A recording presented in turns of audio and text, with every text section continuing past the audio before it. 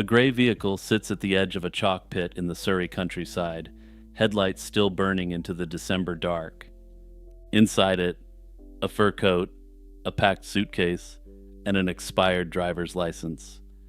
The driver is gone, and within 48 hours, more than 1,000 police officers and 15,000 volunteers will be combing the woods for her body. The missing woman would one day be the most famous mystery writer in the entire world, and nobody, not even her, will ever explain what really happened next. By the autumn of 1926, Agatha Christie was 36 and hadn't quite hit the extreme heights of her career, but she was by no means obscure. She had finally broken out of the cozy little world of detective fiction and was receiving wider attention as a novelist. From the outside, she looked like a woman in full bloom on the cusp of true greatness, but from the inside, she was crumbling. Her mother had passed in April after a long illness, and Agatha had spent months alone at the family home, Ashfield in Devon, sorting belongings, eating little, sleeping less. Her husband, Colonel Archibald Christie, a decorated aviator who'd settled into a comfortable civilian job, had grown emotionally distant. By the late summer, he'd told her flat out that he'd fallen for a younger woman called Nancy Neal, and that he wanted a divorce. And you're going to want to keep the name Nancy Neal in mind going forward, because it's going to be more significant to the case than you may think. Agatha didn't want a divorce, and for her part, she believed spending time together that fall could fix things, but this simply degenerated into frequent arguments. On Friday, December 3rd, 1926, an argument boiled over at lunchtime, and it was clear the marriage was beyond saving. Archie packed a bag and left for the weekend to be with Nancy at a house party. He didn't tell his wife exactly where he was going, though she had a fair idea. That evening, at around 9:45, Christie told the maid she was going for a drive, got into her Morris Cowley, and drove off into the dark. 3 short letters did appear in the mail over the next day or so, one to Archie, one to his brother Campbell, and one to her secretary Charlotte Fisher. The contents of the first 2 have never been confirmed, because Archie destroyed them almost immediately. The note to Charlotte said something vague about heading to Yorkshire to rest and recover. The next morning, December 4th, a young man named Frederick Dorr spotted an abandoned car at a popular spot called Newlands Corner, near Guildford. The Morris Cowley had rolled forward over the lip of a chalk pit and come to rest halfway down the slope. Its headlights were still on, and inside, neatly arranged across the seats, were the fur coat, a small case with several changes of clothes, and Christie's expired license. What followed was one of the largest search operations in English history up to that point, and the Surrey police pulled in officers from neighboring counties. By the second week, the Daily News was offering a £100 reward, and roughly 15,000 volunteers were combing the area where she had disappeared. Sniffer dogs worked the woodland, and aircraft flew low over the chalk hills. Dredging crews worked a deep stretch of water nearby called the Silent Pool, a place local legend already linked to a drowned medieval girl. The papers, of course, wouldn't let the story go, and speculation swung wildly. Some columnists were sure she'd been done in by Archie. Others were sure she'd ended things herself, and that her body would eventually surface in the Silent Pool. A few dissident voices were already muttering that it was all a hoax to sell books and raise her profile as a mystery author. Sir Arthur Conan Doyle, by then deep into spiritualism, reportedly took one of Christie's gloves to a medium named Horace Leaf. He pronounced that she was alive and would be heard from on the following Wednesday. A popular mystery novelist even came to the location to observe the abandoned car, which some criticized as a crass attempt to raise her own profile. The Home Secretary, William Johnson Hicks, was fielding awkward questions in Parliament about why this woman hadn't been found yet. Archie spent most of those 11 days under enormous, mostly unspoken suspicion, since he had a clear motive and a now inconvenient wife who didn't want a divorce. He'd initially lied to the police about exactly where he'd been on the Friday night, only admitting he'd been at a house party once detectives pressed him. Around this time, detectives drained a pond on the grounds near the couple's home looking for a body, which of course sent the media speculation into overdrive. Archie more or less stopped going to work and stayed at home, trying to keep his daughter from understanding what the headlines were saying about her father. The Surrey police found themselves chasing nearly every reported sighting personally and finding nothing. Unfortunately, a number of the tips that came in seemed to be from people who wanted to insert themselves into a high-profile story, proving that human nature doesn't really change. The police superintendent of Surrey, for his part, was very clear that he believed that Christie's body would be found somewhere around the abandoned car. He couldn't accept the possibility that she had simply gone missing, perhaps on her own accord. On the evening of December 14th, 11 days after the abandoned car had been discovered, something finally happened. Members of the resident band at the Swan Hydropathic Hotel in Harrogate, Yorkshire, came to a quiet decision.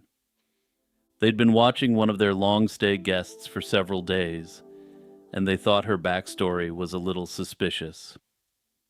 She was a slim, soft-spoken woman in her 30s from Cape Town who'd checked in on December 4th calling herself Mrs. Teresa Neal. She danced in the evenings, did the crossword, played pool in the lounge, and read the newspaper coverage of the missing English novelist with apparent calm. The musicians compared the photograph in the papers with the woman across the room and decided they were the same person. They tipped off the police, who watched the hotel quietly for a day, sent for the family, and waited. On the evening of the 14th, Archie traveled up by train, was shown into the lounge at dinner time, and sat behind a newspaper watching his wife come down the stairs. According to staff who saw it, she behaved as though he were a vaguely familiar acquaintance, rather than her husband of nearly 12 years. He said afterwards that she didn't seem to recognize him with any real certainty, though she eventually agreed to come home the following morning. Notably, the surname Christie had chosen for her alias, Neal, was the surname of her husband's mistress. She'd reportedly also placed a small advertisement in the Times, asking any friends or relatives of Teresa Neal to please make contact through a post office box. Nobody answered, because no such person existed, and this bizarre act has never been meaningfully explained, much like many other elements of this unsolved mystery. Christie was examined the following day by 2 doctors, both of whom announced she'd suffered a genuine episode of memory loss brought on by bereavement and prolonged stress. The term floating around in private was a fugue state, a dissociative condition in which a person can travel and function competently for days while having no continuous memory of who they are. Her sister accepted the diagnosis, and Archie publicly accepted it as well, though whether he did in private is unknown. The press, by and large, did not, and the Daily Mail openly suggested it was a publicity stunt. A number of Surrey residents were furious about the cost of the search and wanted Agatha Christie to be forced to reimburse it. After being collected from Harrogate, Christie was taken to her sister's house near Manchester for several weeks of quiet recovery, away from the press. Family accounts suggest she never really recovered a continuous memory of the 11 days at all, only vague, dreamlike fragments.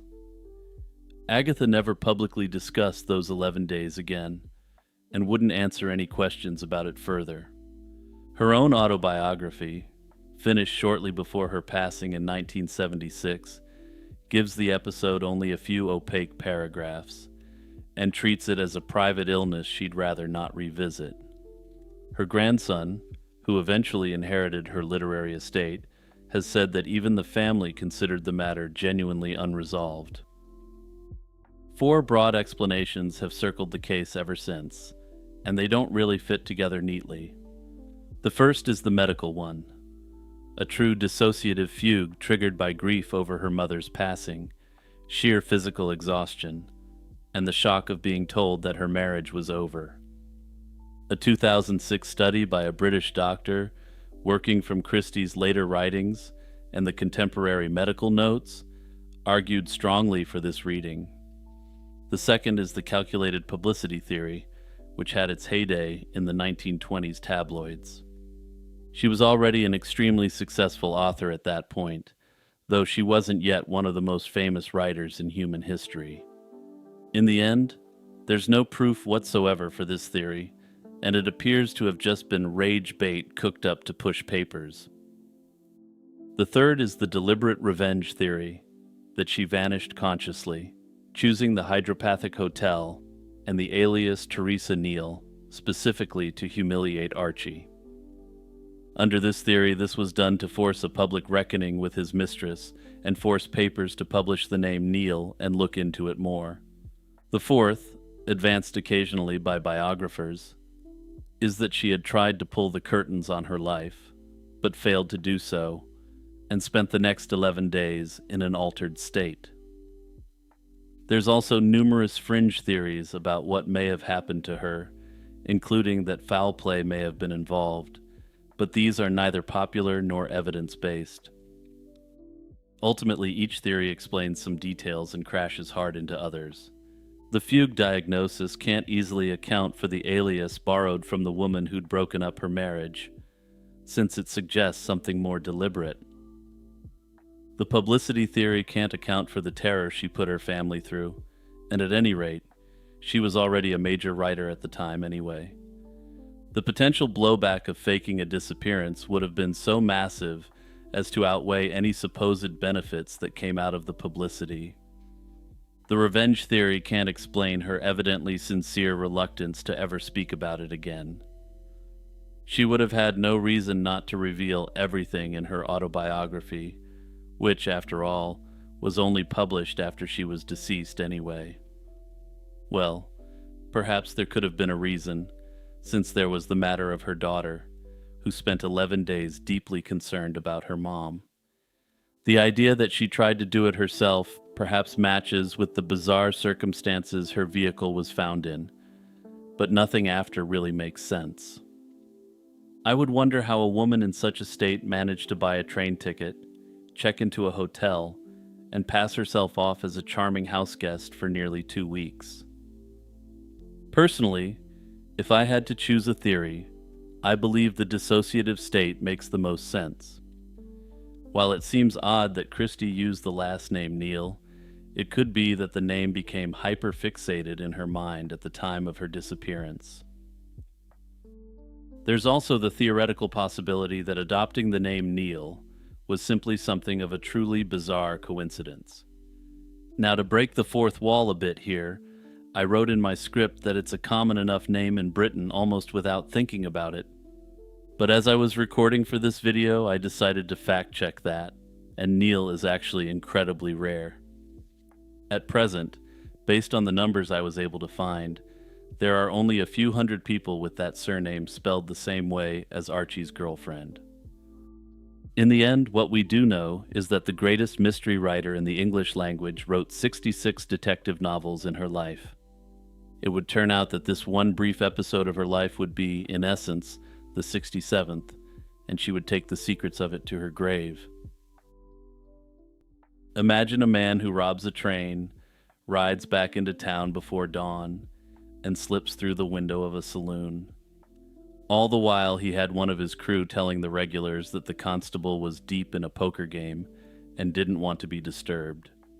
That outlaw was the constable himself, a man named Bert Alvord, and in the final years of the 19th century, he pulled off one of the most audacious double lives on the American frontier.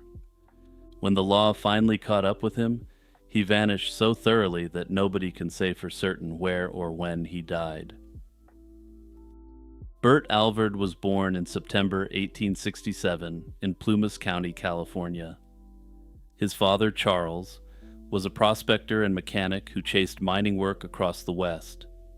He dragged the family to Tombstone, Arizona around 1880, not long before the Earps and the Clantons shot it out near the OK Corral. Young Burt took any work he could get his hands on and grew up surrounded by a mixture of cowboys, outlaws, gamblers, and lawmen. In 1886, Cochise County Sheriff John Horton Slaughter, one of the toughest lawmen in the territory, recruited Alvord as a deputy.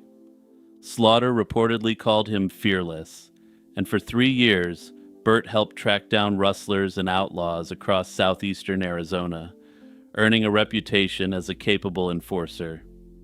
He also developed a serious drinking problem during this time, and when Slaughter confronted him about it, Burt quit cold turkey. And I'm not talking about putting down the bottle by any means. I mean, he quit working for the Cochise County Sheriff. He drifted through a string of smaller law enforcement jobs during the 1890s, working in Fairbank and Pierce before landing the position of constable in Wilcox around 1897. He married Lola Ochoa, bought a ranch, and seemed to settle down into something approaching a normal Old West lifestyle. His father died in 1898, and something shifted after that. Whatever it was, Burt Alvord started thinking a lot about trains. On the night of September 9th, 1899, a westbound Southern Pacific Express pulled into the small station at Cochise, Arizona.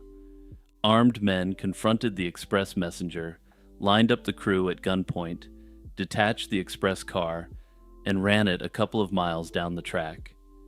They then blew the safe with dynamite. The take was reportedly somewhere between $10,000 and $30,000 in gold, a fairly huge sum at the time, though the exact figure has never been settled. When the news reached Wilcox, Constable Burt Alvord was among the loudest voices calling for a manhunt. He'd been in Schwartner's saloon all evening, after all, playing poker with his friends Billy Stiles, Matt Burtz, and Bill Downing. The bartender could confirm it.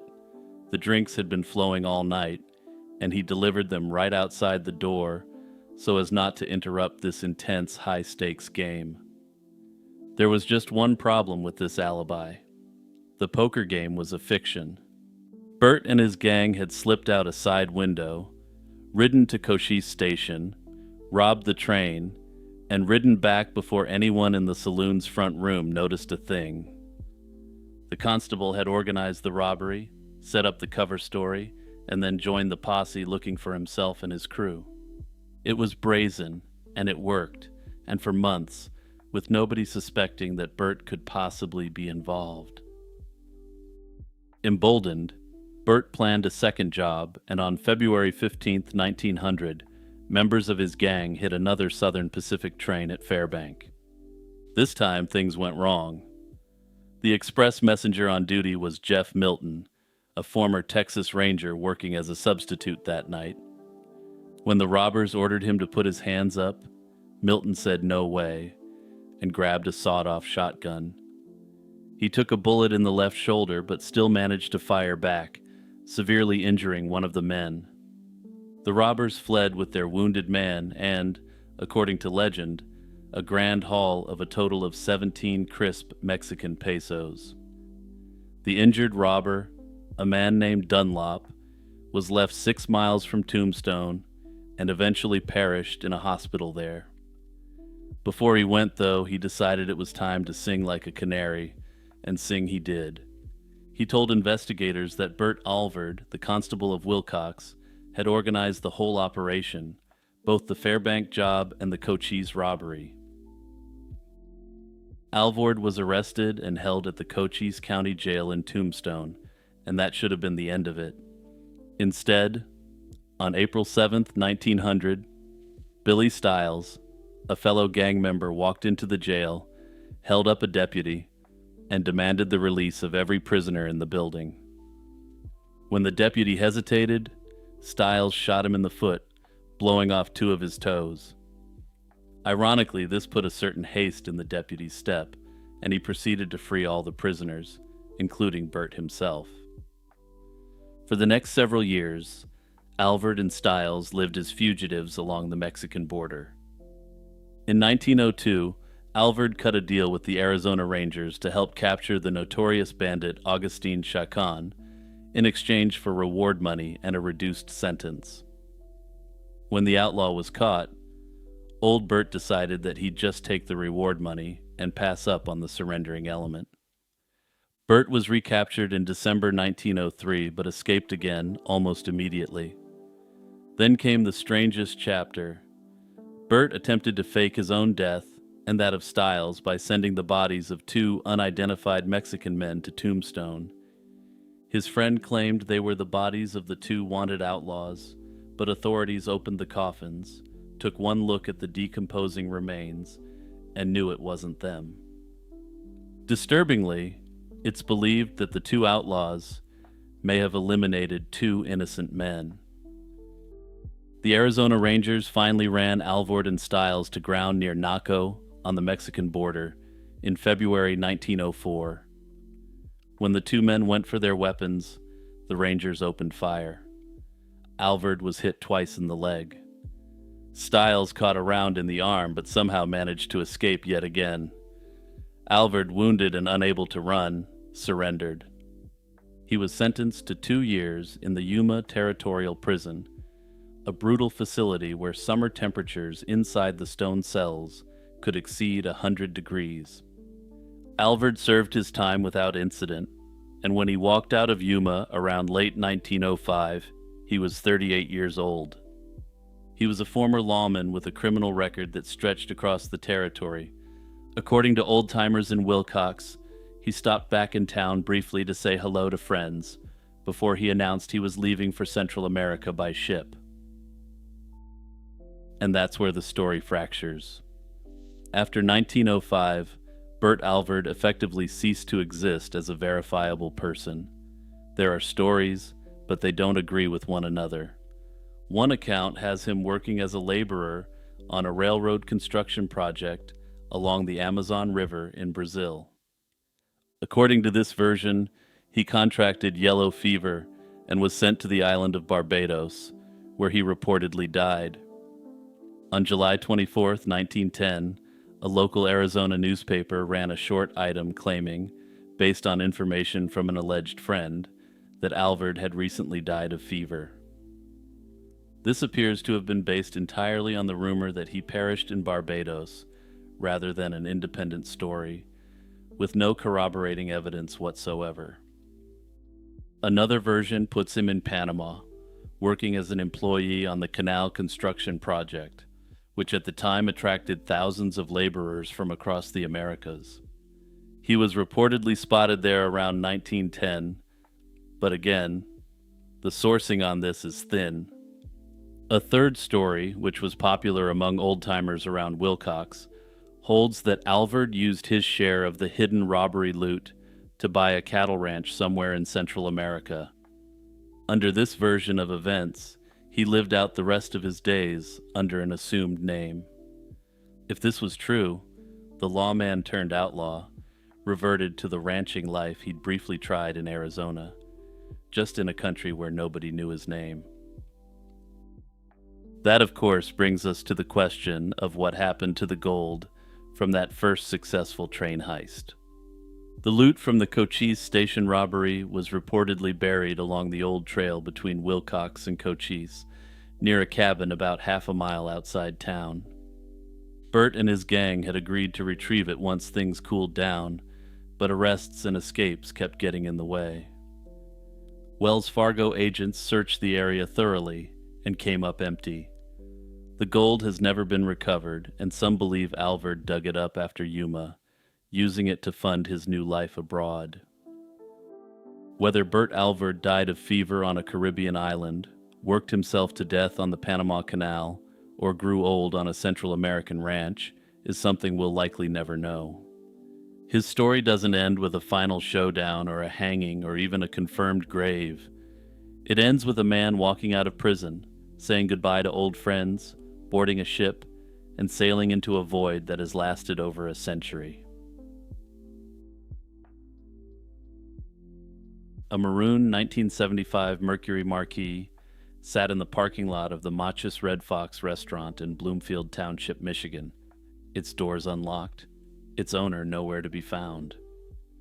It was the afternoon of July 30th, 1975, and the most powerful Union leader in American history had just walked off the face of the earth.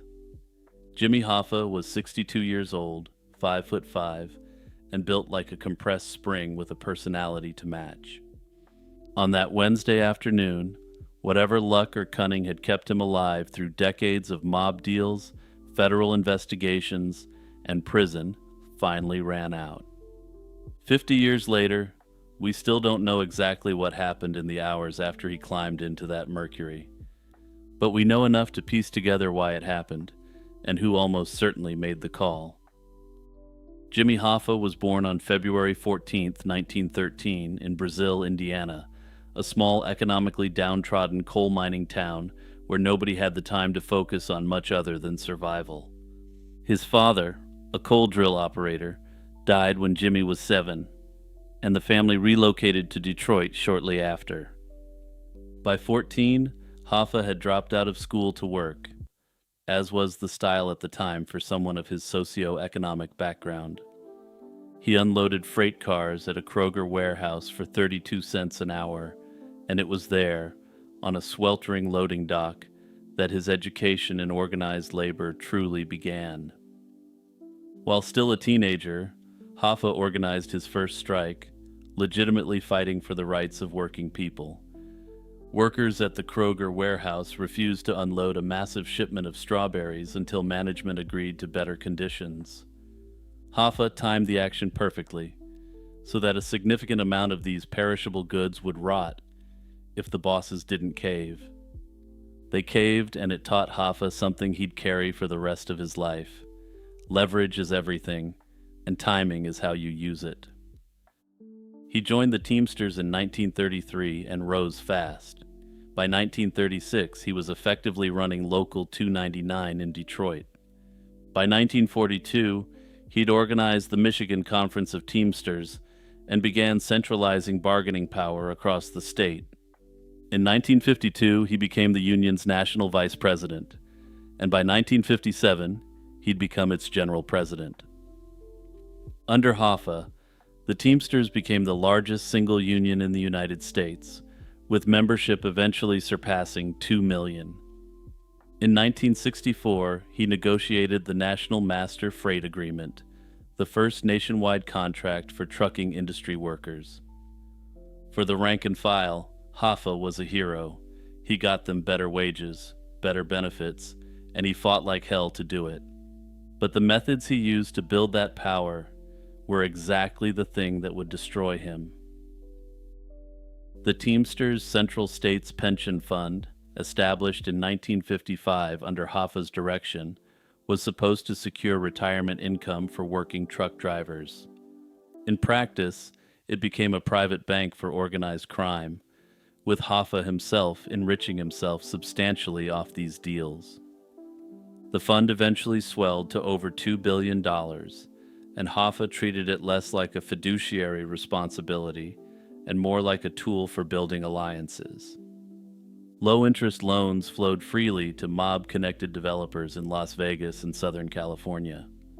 Between 1958 and 1977, nearly $250 million in pension fund money was loaned to casino operators with ties to organized crime families.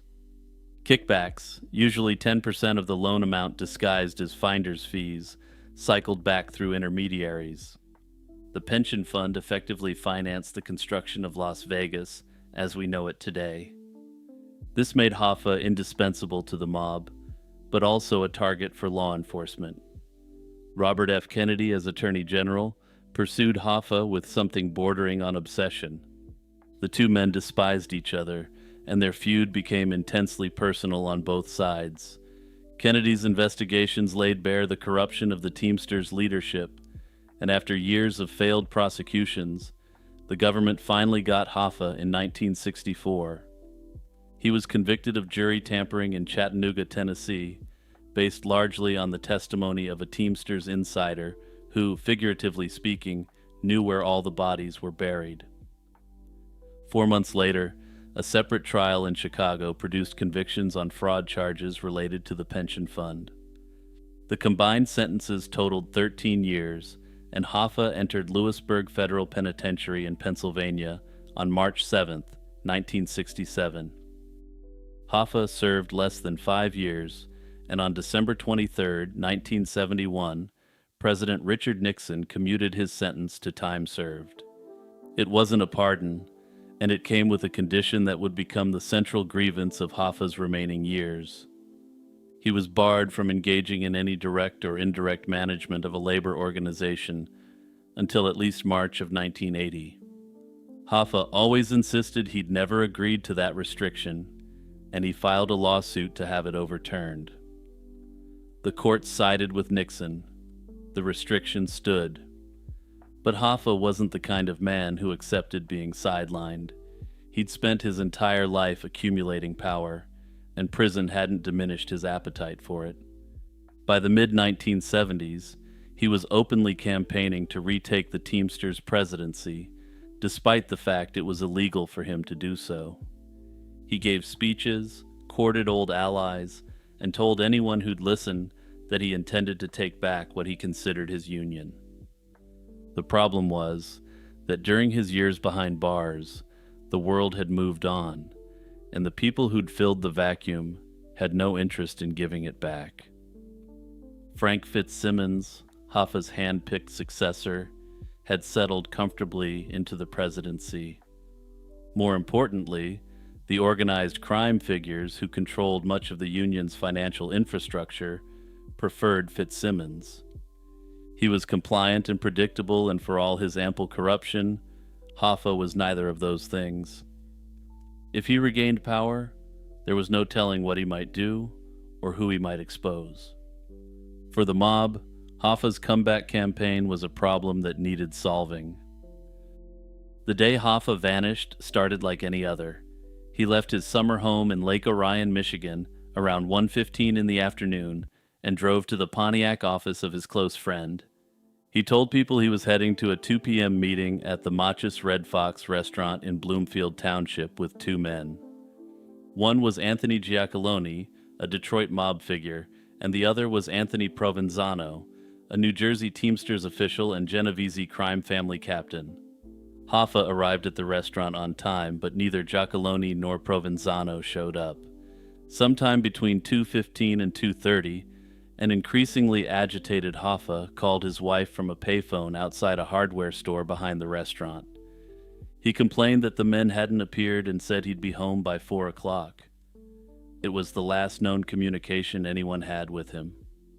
The FBI later estimated that Hoffa left the parking lot around 2:45 to 2:50 that afternoon, and that he didn't leave alone. The physical evidence in the case centered on that maroon 1975 Mercury Marquis. The car belonged to Joseph Giacalone, Anthony's son, and had been borrowed that day by Charles O'Brien, a man Hoffa had essentially raised as a foster son. O'Brien told investigators he'd used the car to deliver a 40-pound frozen salmon and that fish guts and fluids had leaked onto the back seat.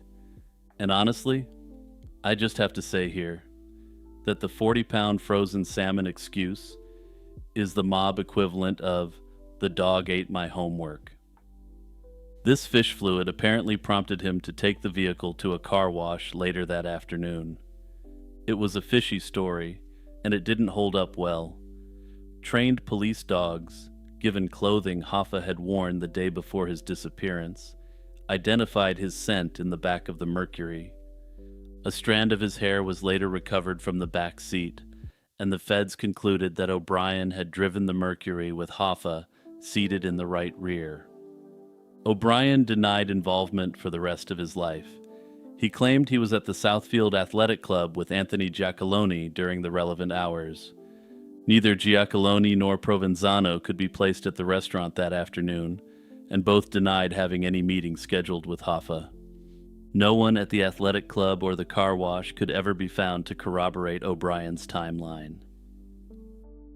In the 5 decades since Hoffa vanished, theories about who pulled the trigger have multiplied. The most publicly prominent came from Frank Sheeran, a Teamsters official and alleged mob hitman who claimed late in life that he personally shot Hoffa inside a house in Detroit. That account formed the basis of a best-selling book and later a major motion picture which I somehow haven't bothered to watch yet. But the claim has serious credibility problems, and when investigators tore up the floorboards of the house, Sheeran identified the genetic material recovered wasn't Hoffa's. The lead agent on the case in 2004 found little in Sheeran's confession that could be substantiated, and journalists who investigated the claims in detail reached the same conclusion. A more widely supported theory among investigators and organized crime researchers points to Salvatore Briguglio, a New Jersey associate of Provenzano's, as the likely triggerman.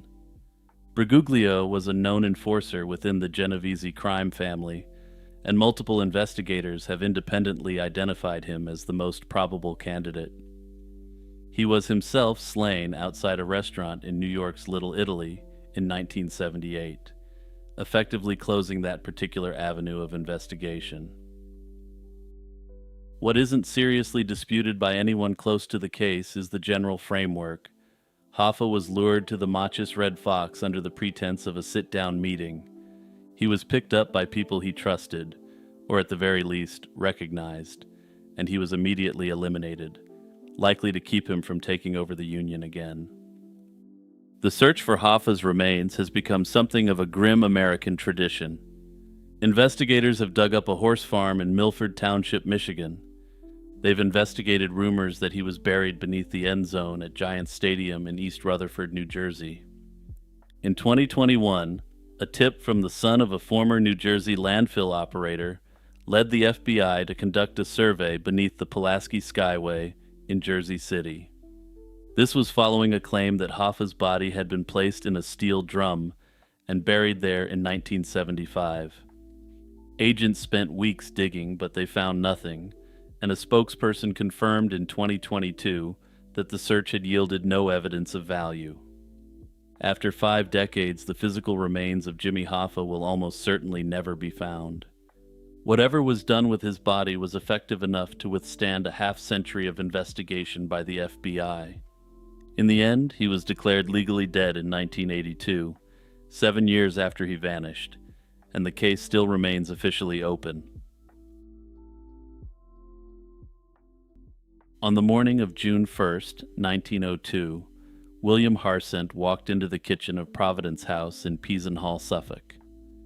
He found his daughter Rose lying at the bottom of the servants' staircase, clearly deceased from apparent stab wounds. Her nightgown was scorched, the lower half of her body was charred by fire, and a smashed oil lamp lay nearby, alongside a bottle reeking of paraffin. She was 22 years old and, as the post-mortem would soon reveal, 6 months pregnant, a fact that wasn't publicly known.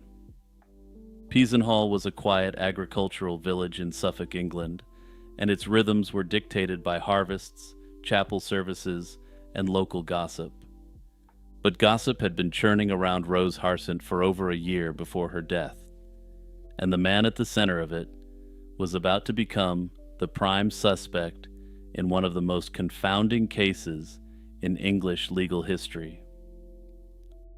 Rose Harsent had been employed as a live-in domestic servant by William and Georgiana Crisp at Providence House.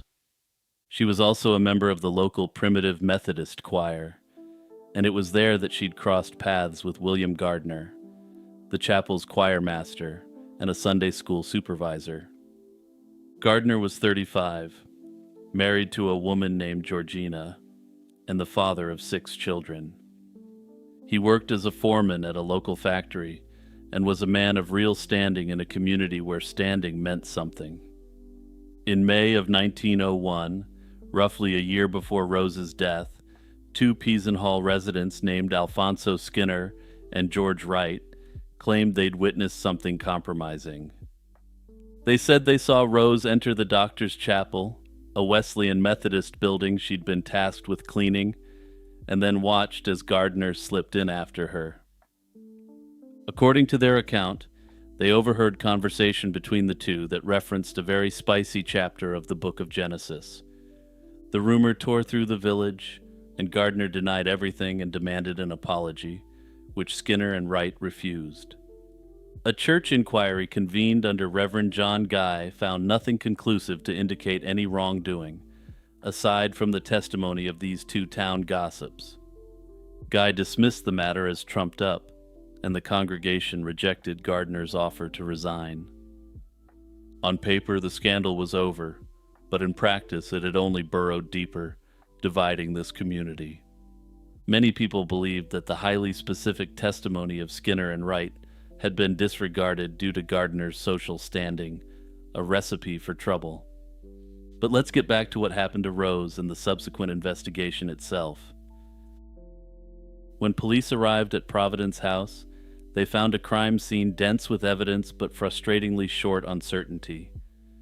Rose's body showed defensive wounds on her hands and bruising on her face, making clear she'd fought her attacker. The kitchen smelled strongly of paraffin, and beyond the broken lamp and the charring on her body, officers recovered a prescription bottle traced to the Gardner household. There was also a letter. Unsigned, it was addressed to R and instructed her to place a light in her window at 10 o'clock for about 10 minutes before extinguishing it. It also said that the writer would come around to the back at midnight if the candle signal had been raised. Someone had arranged a clandestine meeting with Rose on the night she was slain, and the question was whether the handwriting belonged to Gardner. Investigators also found a copy of the East Anglian Daily Times near the body. Rose's employers, the Crisps, didn't subscribe to this newspaper, but William Gardner did. A clasp knife belonging to Gardner was examined and found to have trace remnants of a suspicious red fluid inside its hinge. Neighbors reported seeing Gardner on his porch at around 10 o'clock on the night of the crime, near the time when the candle signal was supposed to be sent out. The day after Rose's body was discovered, witnesses claimed they'd seen a bonfire burning on Gardner's property. On June 3, 1902, William Gardner was arrested, and most people thought the matter had been wrapped up in a nice, neat little package, but then came the trials. The first trial opened at the Ipswich Assizes on November 7, 1902. The prosecutor was Henry Fielding Dickens, son of the novelist Charles Dickens, with the defense led by Ernest Wilde before Judge Sir William Grantham. And yes, if you're wondering why I gave all their names, it was indeed because I wanted to name drop Charles Dickens's son in this segment. As a quick aside, it was while researching the much more famous Charles Dickens that I ended up stumbling upon this case. But I digress. The prosecution's case was entirely circumstantial, since there was no eyewitness, no confession, and no forensic technology capable of linking Gardner to the scene. What they had was a web of suggestive details: the medicine bottle, the newspaper, the letter, the knife, the bonfire, the scandal, and the pregnancy. The defense hit back hard. Georgina Gardner testified that her husband had been in bed with her the entire night. A neighbor corroborated this, claiming she'd been awake late into the night and hadn't seen him leave the house during that period. Georgina also explained away the medicine bottle, saying she'd given it to Rose when she was unwell. The mysterious red fluid on the knife's hinge simply came from skinning a rabbit, and it was cleaned off because that's just good hygiene. The so-called bonfire was simply for boiling water, a common practice in that area at that time. But the defense's most aggressive tactic was an all-out assault on Rose's character.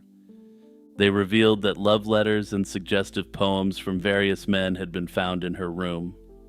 The argument was blunt. Rose had been involved with multiple men, any of whom could have been the father, and by extension, her attacker. The prosecution couldn't definitively prove Gardner was the father, and this ambiguity cut deep into their case. After 3 days of testimony, the jury was sent away to come to their decision. They came back deadlocked, and 11 of 12 jurors voted to convict, but a single holdout, a man named Evan Edwards, refused to agree, The result was a mistrial. The second trial began on January 20th, 1903, this time before a separate judge. The evidence and arguments were largely the same, but the outcome flipped almost perfectly, raising disturbing questions about jury systems generally. This time, 11 jurors voted to acquit, with only one holding out for conviction.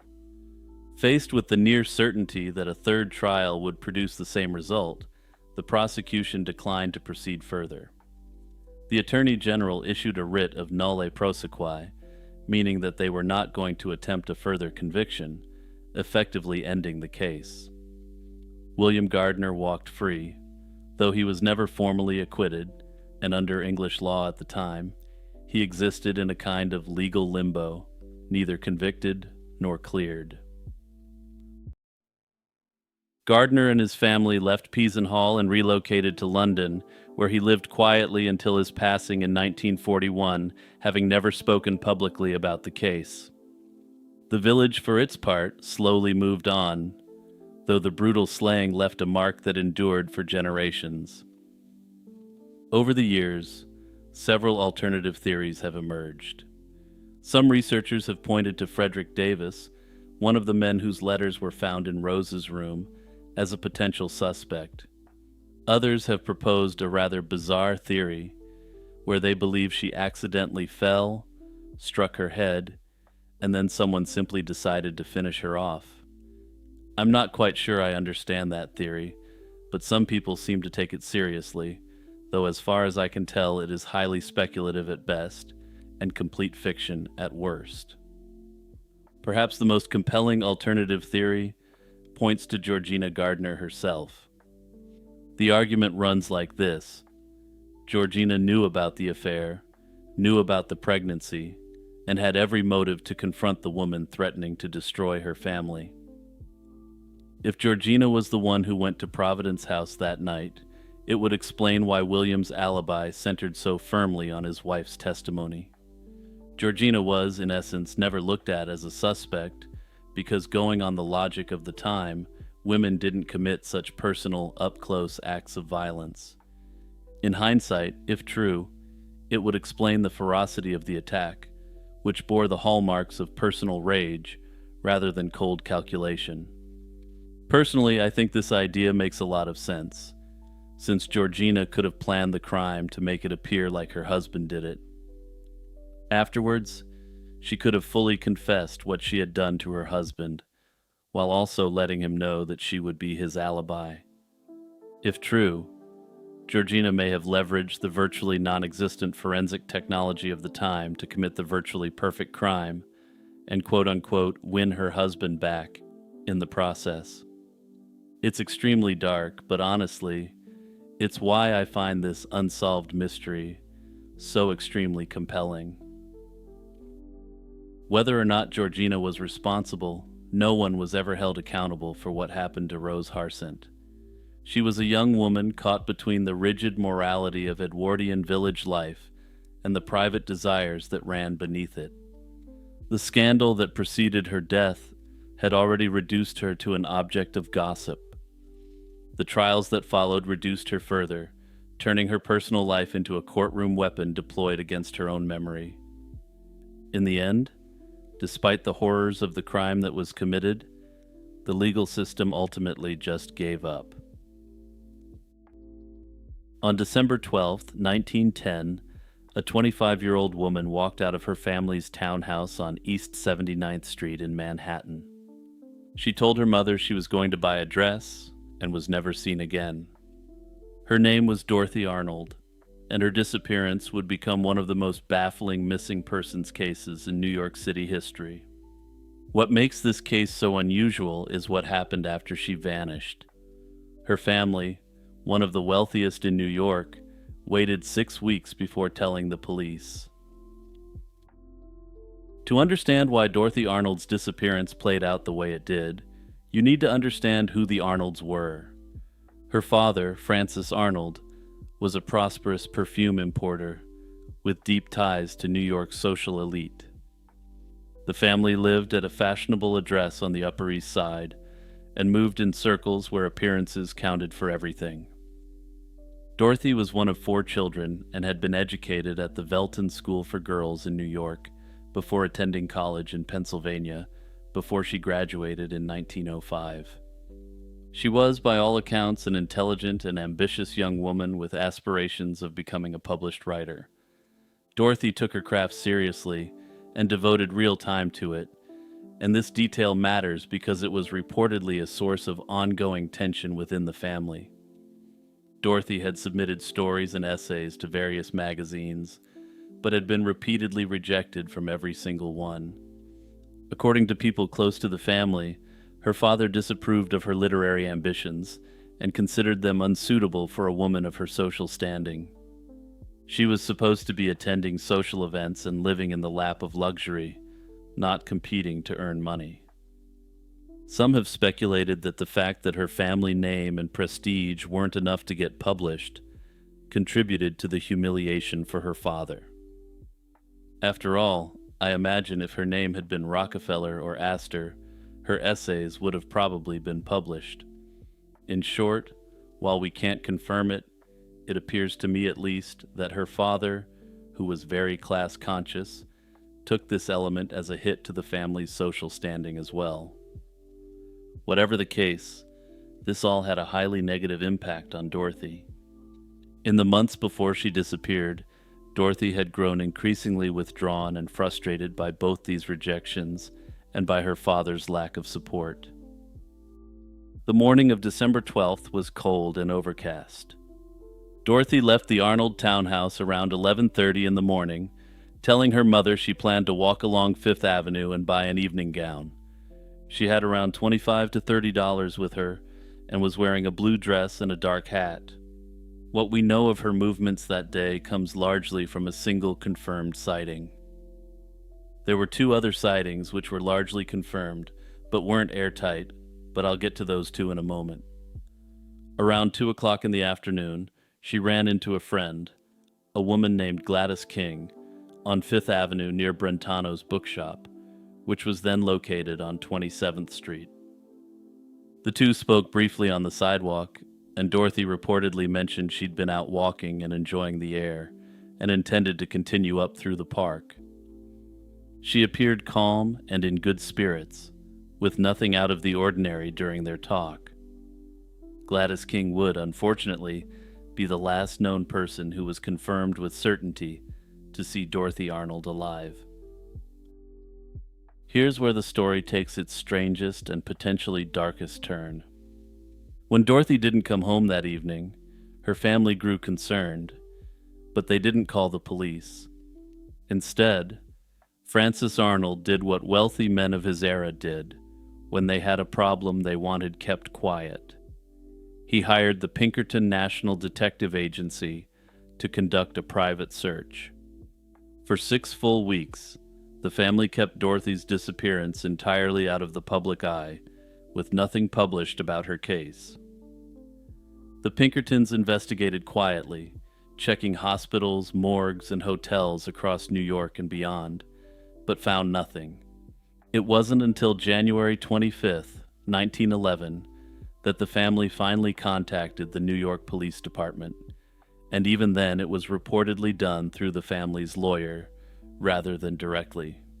The reasons for this delay have been debated ever since, and the most common explanation is the simplest.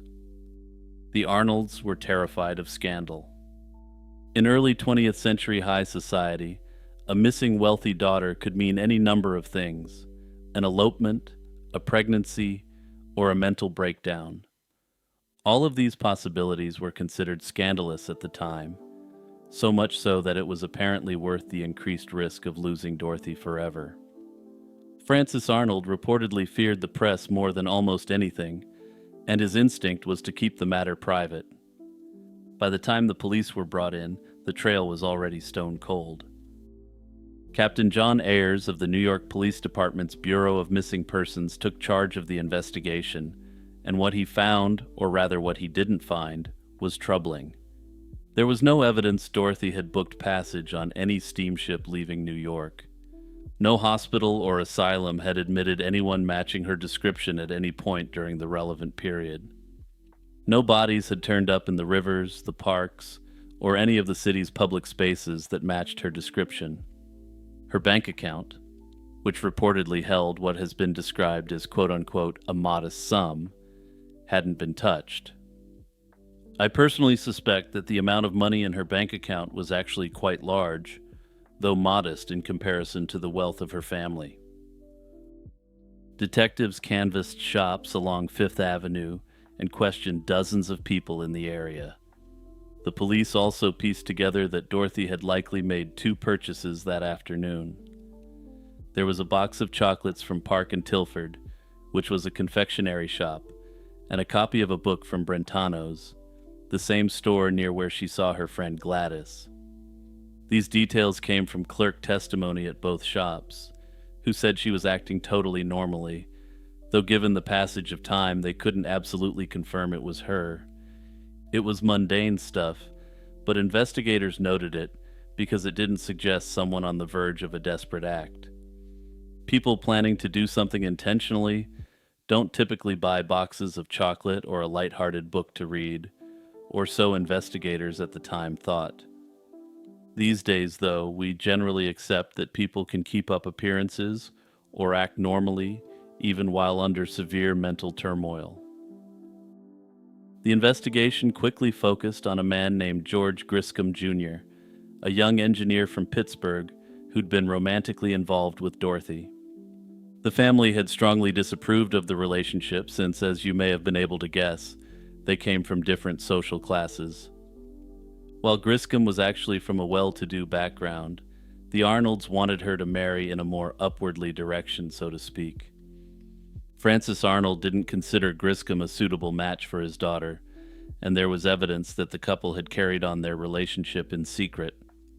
Letters between the two were later recovered, and their contents suggested the relationship was very serious. Griscom was in Italy at the time of Dorothy's disappearance, which the Arnolds were well aware of.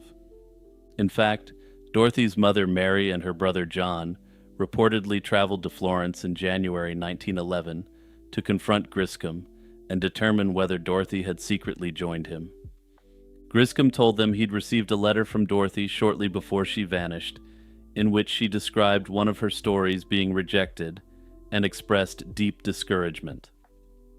She wrote that she was going to do something drastic with her life, though she didn't specify what.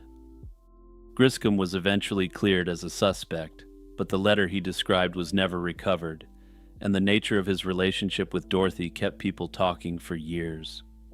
Some investigators reportedly believed Dorothy may have been pregnant at the time of her disappearance, which would have ruined the Arnold family socially. This theory was never confirmed, but it hung over the case for decades. Multiple theories circulated in the press and among investigators, and none of them were ever definitively ruled in or ruled out. The first and most widely discussed was that Dorothy had decided to pull the curtains. Her repeated rejections from publishers, her conflicts with her father, and the vague reference to doing something drastic all pointed in that direction. If she'd walked into Central Park or towards the reservoir area that afternoon, her body could plausibly have gone undiscovered for some time in the park's more remote stretches. The second theory was that she'd eloped or run away to start a new life, possibly under an assumed name. This would have explained the lack of a body and the absence of any financial trail. If she'd planned it carefully, she might have set aside money the family didn't know about. But no credible sighting of her was ever confirmed after December 12th, and for someone of her social prominence to vanish so completely would have taken serious planning. A third theory, darker than the others, was that Dorothy had been the victim of foul play.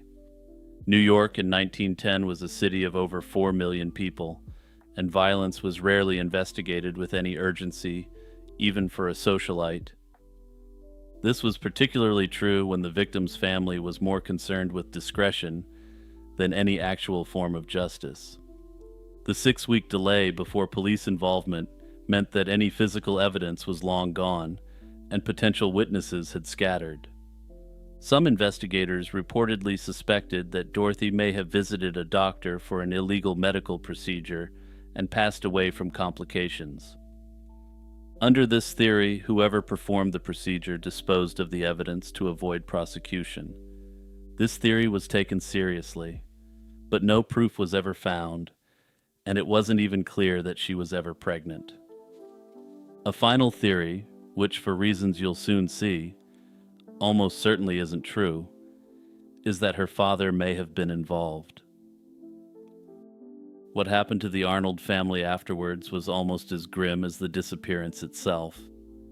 Francis Arnold never stopped believing his daughter was alive, and he reportedly spent years funding private investigators and following up on reported sightings, none of which led anywhere.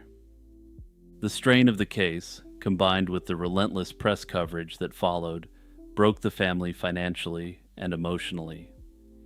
Francis Arnold passed away in 1922 without ever learning what happened to his daughter, and by every account, the remainder of his life was dedicated to finding her. I don't believe Francis had anything to do with his daughter's disappearance directly, though I suspect he may have come to believe that his lack of support for her caused it to happen. The New York Police Department officially kept the case open for years, but no additional leads ever panned out. Over a century later, the disappearance of Dorothy Arnold remains unsolved, and at this point, it will likely remain an unsolved mystery forever. Now, that said, I say likely here because there's been cases recently where bodies that were discovered over 100 years ago have been successfully identified. If a breakthrough is to come at this point, like all these cases, it will be through the process of forensic genetic genealogy.